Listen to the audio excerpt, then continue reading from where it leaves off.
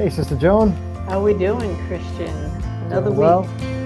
Yes, doing well. Happy to be with you here for Always. our next edition of Breakthrough. That's right. That's right. And today we will have a guest. Yes, we have a guest. They're in the waiting room right now. This is Mhm. exciting. It doesn't always work out like this when we are recording, that we can all kind of flow it together live like this. But right now in the waiting room is Halasz, who is with Jobs with Justice, Long Island, doing incredible work. Mhm. Somebody that is probably familiar to the Sisters of St. Joseph community. Ani's been around at different events, very curious and interested in the work of the sisters and very supportive. Yes. Yeah, Ani's awesome. And I'm really excited to just learn more about the work that's going on with Jobs with Justice. And Right. Right. And I met Ani. I was introduced to Ani some years ago by Sister Rosalie Carvin, who has been very active with Jobs with Justice and various groups that come under that umbrella. And I think I went to a meeting out towards Riverhead, perhaps, with Sister Rosalie. And that was my first experience of Ani. And I'm saying, this is someone who is on it, and a real organizer, a real advocate for justice, for workers and workers' rights. And so, yeah, I wouldn't wait any much longer to well, just bring let's Ani in. Yeah, go let's ahead. have fun with this for one more second, because Okay, go ahead. viewers, Ani is in the waiting room right now watching us talk Right, about right. him. So this is kind of fun. Have you ever seen Ani get fired up and give a speech? It is one of the most impressive things. The passion that exists in the work is really exciting. And so I want to just spread a little bit more love. And also, one other thing before we bring Ani in is we're both from Romania. Oh, really? So how do you like them apples? Oh, You're wow. outnumbered, Was Joan. this planned? Was this You're planned? outnumbered.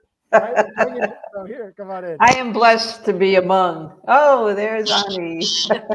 I did not know that about you, Ani. Yeah, that was fun, by the way. Fun fact. My head nearly was so big. We'll humble you now. Don't worry. No, I am from Romania. I was born in Transylvania. Oh, cool. Here to the US when I was 4 years old. Oh, okay. Well, Yeah. we're happy you're with us on this soil Yeah. and grateful for all the great work you have done and continue to do on behalf of really the Long Island neighborhood, a Long Island community, in terms of worker rights and fair wage. It runs the gamut, right? But maybe you could just like tell us a little bit about yourself and your role with Jobs with Justice. My name is Ani. I'm the director of Long Island Jobs of Justice. I've been the director since 2010, so I'm going on my 14th year now as directing the organization. And before that, I was the immigrant rights organizer at the organization. And prior to that, I was an administrative assistant. So I sort of worked my way up in the organization, getting to know the work, getting to know the people. And that's actually been one of the most beautiful things, is that when I started in 2010, I know some of, like, Sister Rosalie was actually one of the, you mentioned her, she was one of the first people I met as Jobs with Justice. She was very involved at that time already. Mm-hmm. Yeah. Great, yeah. And what better way to know an organization from the grassroots level? And you definitely operate grassroots for sure. Nothing hierarchical about your organization or your manner with all you work with. But yeah, so you have the whole big picture of it all. Yeah, and it's such a great thing when folks have that opportunity to see how everything gets done. And then, I mean, the idea, the dream of any, if we're looking at jobs here and we're looking at organizational structure, the dream is that you have people within your organization who can grow and flourish and then take leadership positions. And that's kind of always a thing. I think it's actually kind of funny how today's work world seems to be, like, I've found as a younger person, a lot of people talk about no one stays at a position for a long time anymore. It's always this, like, turnover is almost celebrated sometimes in places, which I think is interesting. But anyways, Ani, I'm curious. So I want to learn a little bit more about Jobs with Justice, because it's a national group, and there's the Long Island hub that you're part of, and the work now, famously right now, the work you've been doing with Starbucks is really interesting, you know. But how does it work with regards to these organizations and what their needs are and what somebody's needs? You know, walk us through some of the, I don't know, the day to day, I guess, of how you advocate for people, how that happens. Yeah. So, I mean, as an organization, it's interesting because we spend a lot of time building personal relationships, and we have connections with many workers. But as an organization, we are constantly fighting structural injustice. And so when we're doing our work, we're constantly thinking about the long term picture, the long term vision of how we can make sure that oppression is just not there anymore, non-existent. And so we're looking at the very, and I apologize for the background noise. It's Oh, the it's truck. okay. It's good. Crew. Can you hear It's me somebody okay? So, working. It's somebody yeah, working. exactly That's it, you know, so good. Yeah. their job. Um, so yeah, so while we have many personal relationships, we're always thinking about how do we make it so that a larger demographic of workers are impacted. And so as an organization, we started nationally. You're right, Christian. We are part of a national network. Nationally, Jobs with Justice started back in 1987. So what are we going on? I can't quite do the math. We're close to 40 years, I think. Wow. National Yeah. organization. Locally, we are celebrating our 21st year. So on Long Island, we've been around since 2003. But when we formed as an organization back in the 80s, it actually came from the vision and the direction of the president at the time of the Communications Workers of America, CWA, which, if you all know Verizon, they organize Verizon workers. They do a lot of telecoms industry, but they also organize in other industries as well. But at that time, workers at Verizon were potentially about to lose their jobs, and there was a need for community solidarity and deeper solidarity for the struggles of the workers. And so our organization started as a solidarity network between labor, community, and faith based communities, as a way to show that it's only in our numbers and our stand in solidarity together that we can actually build power and win for workers. And so as a local, What do you, oh yeah, go ahead.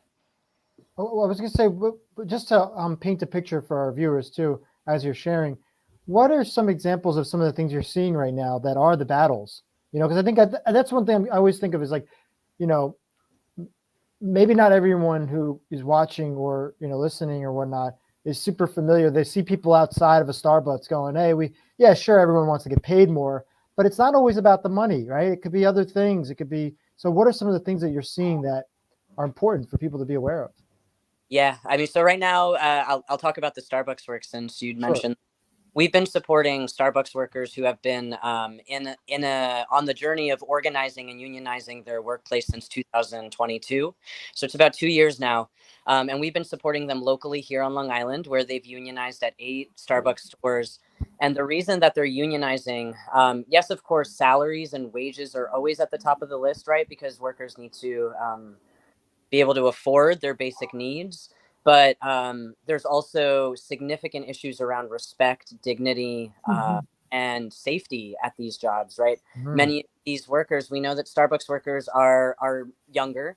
They do employ a much younger demographic. And so we want to make sure that workers are safe in their workplaces when they're young. We've heard instances of potential like violations of child labor laws, and the Wow. hours workers are working. In terms of health and safety, I mean, the amount of workers, it's interesting because Starbucks, although still making profit, is operating at post-pandemic levels at this point. And so you could tell that their profit is coming from the fact that they are not staffing enough. And so they've continued to operate at pandemic levels, although the needs are much higher at this point. So workers are having to carry the brunt of a understaffed workforce. There are many instances that we've heard about racial discrimination, various different identity discrimination, sexual harassment. And so workers largely just don't feel safe when they're going to. And it's not like we have an option, right? We have to go to work. It's not like we can call out and lose a day for those things. So how do you bring out, you were mentioning yourselves and the unions and faith-based organizations like the real trifecta. how do you collaborate together and to stand in solidarity with these workers who are experiencing such injustices? And then how are you training them to stand for justice? Yeah, that's a really, really good question.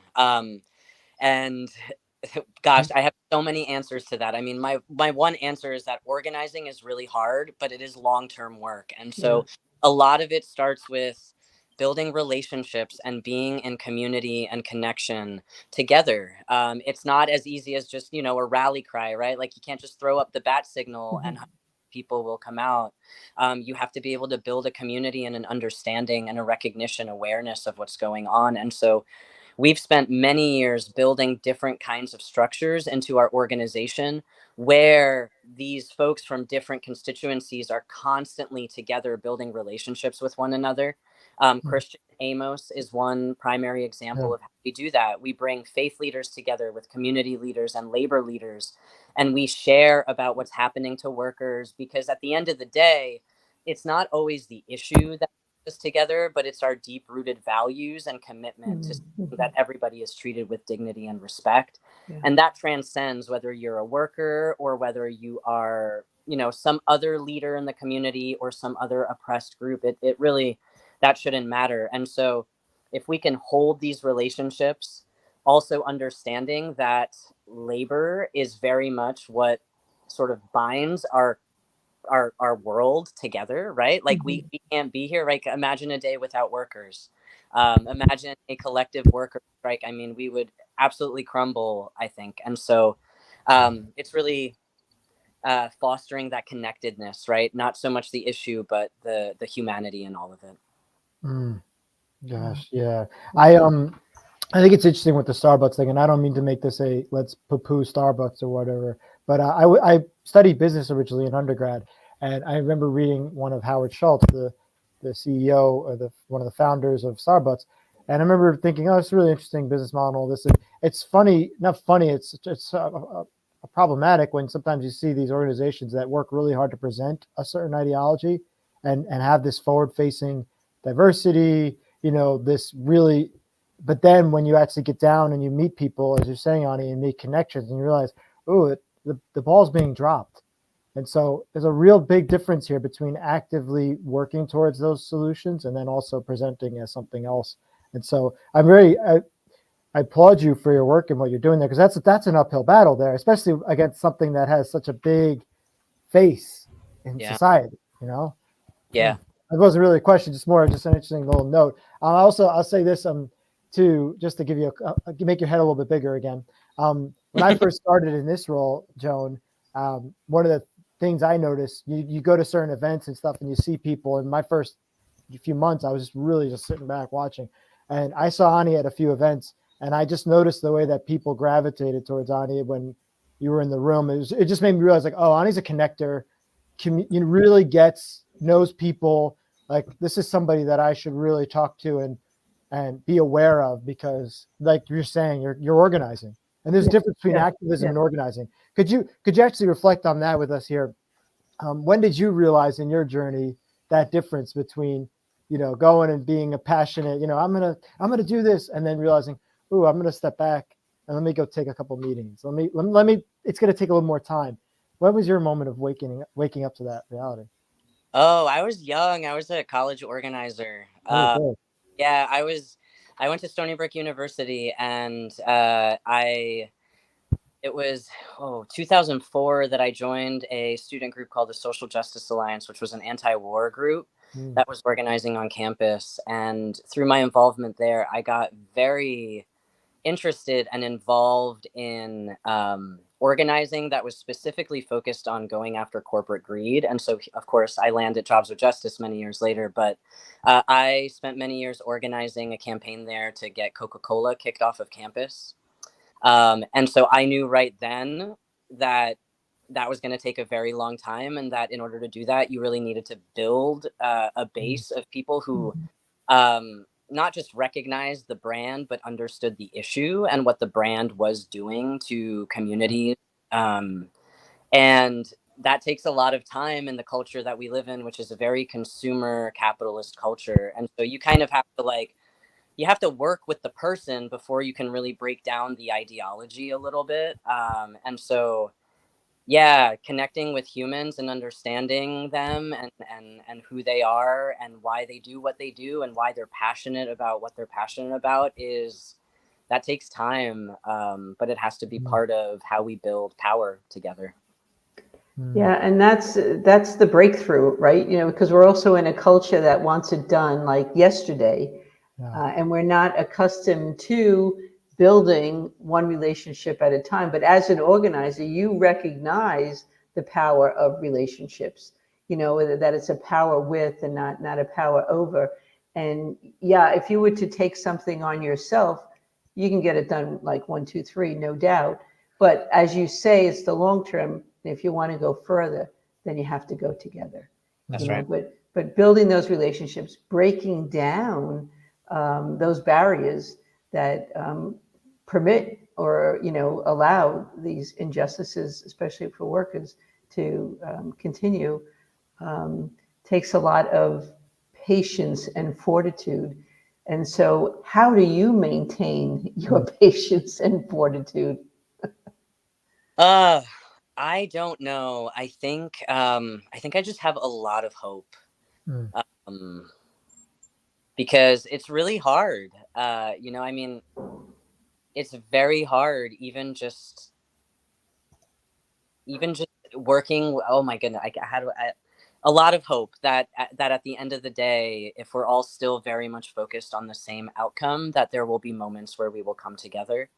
And just also recognizing that if we recognize and acknowledge that as individuals we are constantly a work in progress, and that we're all and learning and changing and shifting and transforming, then we have to hold the same amount of grace and compassion for our collective work together. And that's really hard, because the personal then gets involved in it, right? The collective. And there's even more barriers and things that we have to work through there. But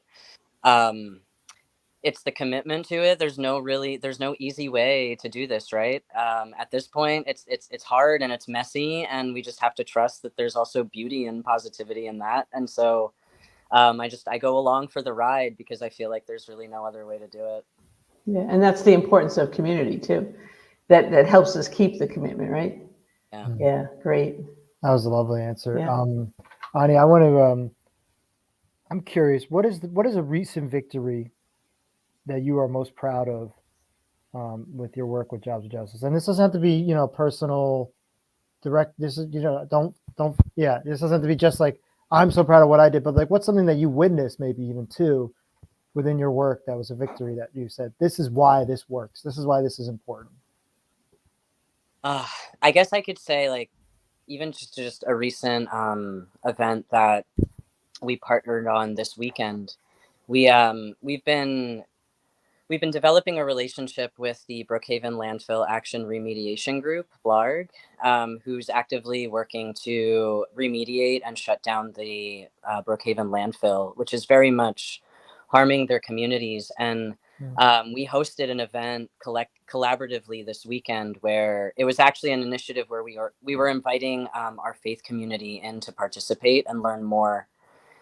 And we partnered with BLARG and also with the Healthcare Education Project at 1199 SEIU, which is a very large union that represents healthcare workers, and also a local community uh, health pharmacist, I guess you would say, not a typical pharmacist, but like a food pharmacist.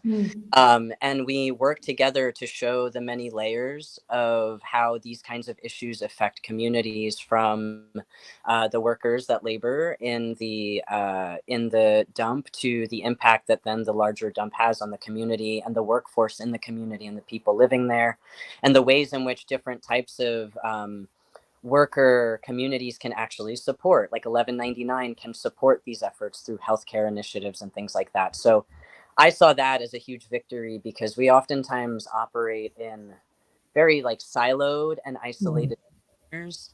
And we live in a world at this point where the things that impact us are no longer happening in isolation. They are all very much connected to one Yes. another. And so the more that we can bring people together to show that, economic justice is, yes, about workers, but it's also about so many other things that are affecting our lives, because it's these corporations that are having these tremendous impacts on us. The way that greed gets circulated, then we can hopefully make even more connections with one another, and people can start to see the bigger picture of why we do what we do. Hmm. Ani, I'm just going to go really off script here for a moment. Ani, you ever hear the movie Syriana? No. All right, put it on your list there. Joan, how about you? No? No, but I guess we'll both watch it. Yeah, I know it's a hard watch, but as you're talking, I'm thinking about this. There was this great movie made years ago with George Clooney, and I think he won an Oscar for it, and I don't think anyone ever remembers it. And it was about the oil companies post 9/11, and it's one of those type. It supports exactly what you're saying. It's this idea of all these little isolated incidences with terrorism in the country, in the and Middle East, and all these, and all these, and then this corporate boardroom movie conversations, and it all spills into these personal lives, and it's a very, very sad realization of the corporate greed that's behind things like oil, things like the way that all these things are happening, and then they affect these little worlds, and you come away from it just going, whoa, there's just so much going on that's like, gosh, like we all just need to be kind to each other, find those moments of hope, and really prayerfully work towards a better world, because so much of it is out of our control. But whatever could be within our control, like you are doing, Ani, right? Grab the things that are in your control and really work on them. So anyway, it's funny when you're in a moment and you're like, wow, you're living it out, and I'm seeing like you are the example of what that movie I think was trying to teach us as viewers, and now here you are, you're doing that work. So interesting. Yeah, I haven't seen that one. I've seen Class Action and Erin Brockovich and, movies like that. But Yeah. but in essence, that's the same thing, right? Yeah, So these corporations going in, doing their thing, and leaving communities, typically the ones that are most under-resourced, as sacrificial zones, and so the health incidences, that impact the community, are great. And not everyone is always making the connection, what you're doing to the water, what you're doing to the soil, what you're doing to the air. Yeah.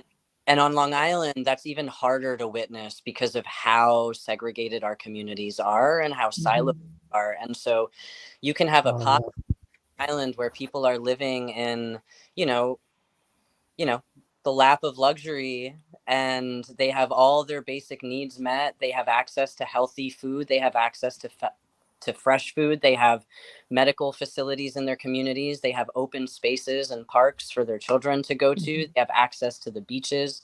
And then you'll find that there are communities on Long Island that don't have that. They're literally right in the center of a landfill. They don't have that. They live in a food desert. They don't have any. Exactly.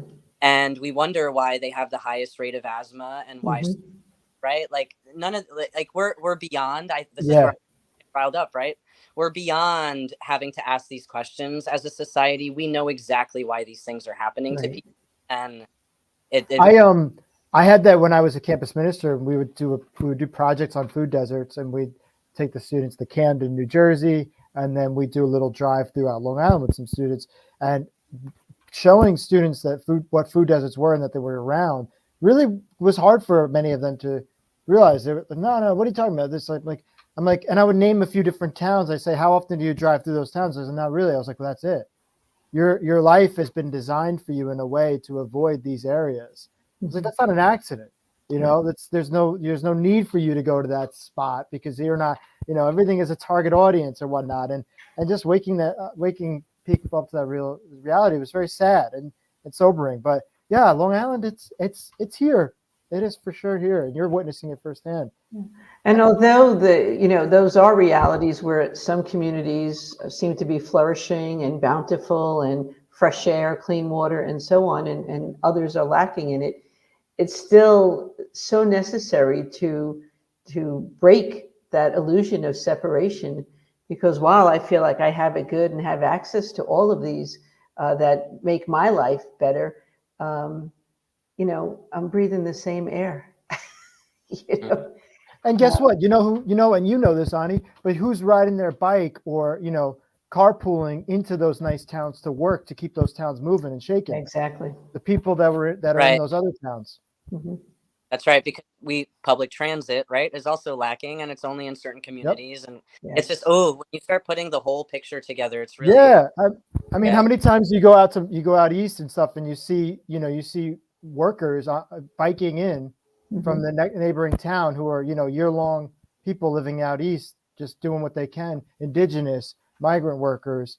They're the muscle. They're keeping it moving. So anyway, we could go on and on about this, but again, there's that passion. Ani, if someone's watching this and they're either a worker or maybe they're a leader and they say, "Oh, I should be getting more involved," or "I got an issue, I got something I need to talk," how can they get connected? What should they do? Yeah, well, so the typical script is you could go to our website, which is longislandjwj.org, and you'll find all of our email addresses on there, and so you can contact us directly depending on which issue area you want to, or just send an email directly to us. But also following us on social media is a really great way to get tuned into what we're doing on an ongoing basis. And so we are on Instagram and Facebook under Long Island Jobs with Justice. You can find us there. And I always just say, just shoot me a text, send me an email, reach out to me. There's really it's as easy as that. And then we'll get, we'll get that individual, that worker connected to where they need to be, to the resources they need to be connected to, or any different kinds of initiatives they might want to get involved in with us. Great. Perfect. And we'll add those links, right? Yep. Yeah, we to will put this. them in the show notes here, Mhm. and so anyone can just go check that out. And it's Long Island Jobs with Justice, JWJ, and yeah, we hope that you don't ever, it's one of those things where you hope you don't ever need to be knocking on that door, but if you are in need of that, Ani's there to receive that knock. Yeah. So, yeah. Sure. Yeah. And thanks so much for the great work that you and everyone at Jobs with Justice is about, Ani. It is making a difference. We know it's a struggle, but your patience, your commitment, your perseverance, we're with you on that. So thanks so much. Thank you, and thank you to the Sisters of St. Joseph for your long-standing friendship with us and commitment to us. So the feelings are mutual. Yeah. Amen. Well, thanks, and thanks for tuning in here to Breakthrough. We got one more for you. Our season finale is coming up next, and then we'll take a pause, and then we'll be back with more. So thank you, and we'll talk to y'all soon. Okay. Have a good week. Peace.